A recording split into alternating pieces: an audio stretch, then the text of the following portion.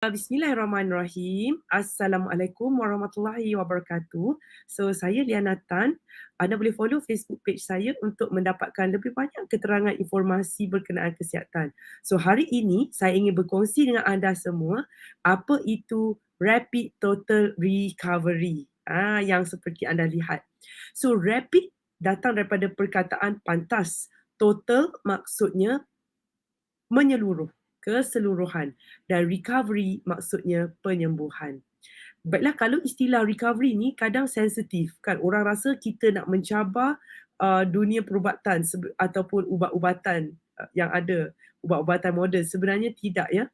Sebenarnya kalau anda lihat badan kita secara semula jadi telah mempunyai mood untuk menyembuhkan diri. Contoh kalau kita terjatuh, kita akan luka. Bila kita luka, luka itu akan sembuh sendirinya walaupun kita tak letak ubat-ubat luka. Begitulah badan kita. Ianya direka khas untuk menyembuhkan diri dalam apa jua keadaan. Namun, lama-kelamaan proses penyembuhan ini akan tergendala. Sebab kalau anda perasan, bila kita dah kena diabetes, luka kita dah tak sembuh. Dan bila kita makin tua, kita lagi susah sembuh apabila kita kena penyakit. Tapi kanak-kanak, kalau dia kena penyakit, dia senang sembuh. Kerana proses penyembuhan dalam diri dia tidak rosak. Proses serta sistem penyembuhan, saya nak sebut, tidak rosak. Maka dalam program Rapid Total Recovery, bagaimana kita nak membetulkan kembali sistem penyembuhan dalam diri kita untuk ia boleh mengembalikan keadaan normal badan kita. Okay. So dalam program ini, kita akan mengetengahkan 5 jenis elemen penting. Yang pertama, kita akan bercakap tentang proses berpantang dan prioriti makanan. Contoh, kalau saya sebut kita kena pantang minyak dan juga oat. So soalannya, adakah minyak dan oat kedua-duanya adalah kategori yang sama? Tidak. Adakah kedua-duanya sama bahaya? Tidak. Tidak sama sekali. Jadi ada yang kita kena berpantang sementara, ada yang kita kena pantang selamanya mungkin, atau ada yang kita kena pantang dalam tempoh tertentu. Jadi itu yang saya nak letakkan senarai istilah yang kita guna sebagai prioriti makanan.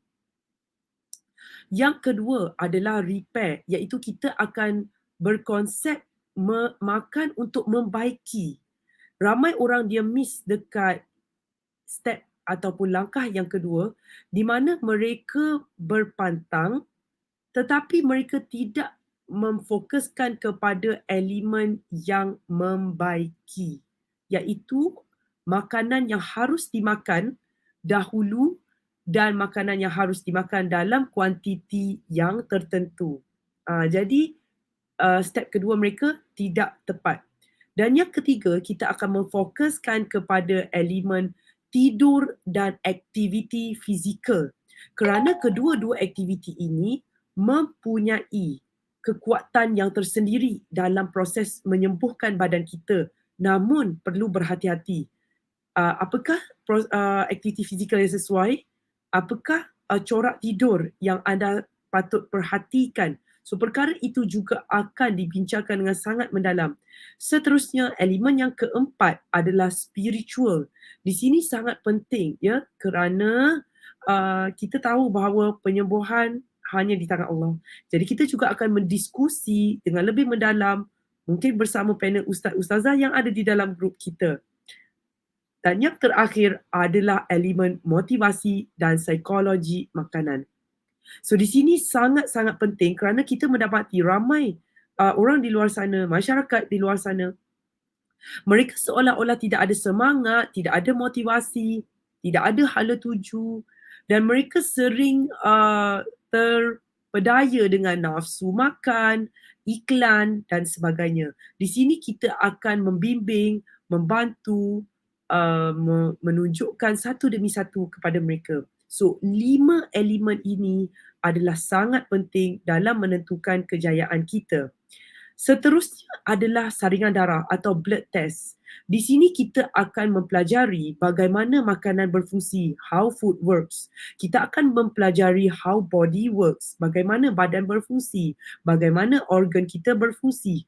bagaimana drugs, how drugs work, bagaimana ubat-ubatan berfungsi, bagaimana bahan kimia berfungsi. Setelah memahami semua how it works, bagaimana ianya berfungsi, kita juga akan memahami why, kenapa ia berfungsi sedemikian.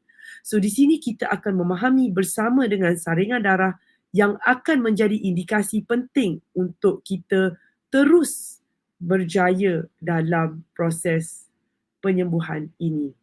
Seterusnya kita akan juga memastikan bahawa anda boleh istiqomah dan anda boleh sentiasa berada di dalam keadaan yang sistematik. Sebab kita tahu hari ini ramai orang ada info yang banyak dalam diri mereka tapi mereka tidak ada tindakan. Ramai orang yang bertindak tetapi mereka tak istiqomah. Berbeza dengan orang yang tak banyak sangat tahu tetapi mereka sentiasa buat, belajar dan bertanya.